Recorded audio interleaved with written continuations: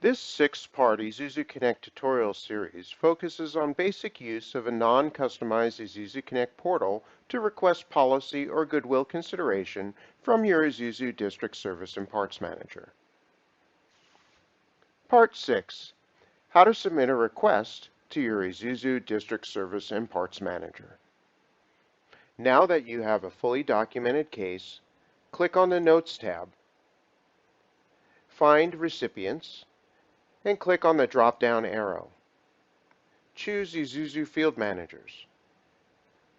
Scroll to find your Isuzu District Service and Parts Manager. Double-click to select. When requesting assistance from your Isuzu District Service and Parts Manager, be sure to be as detailed as possible in your request. Once information has been entered, click Send Note. Your new case note will appear at the top of your case.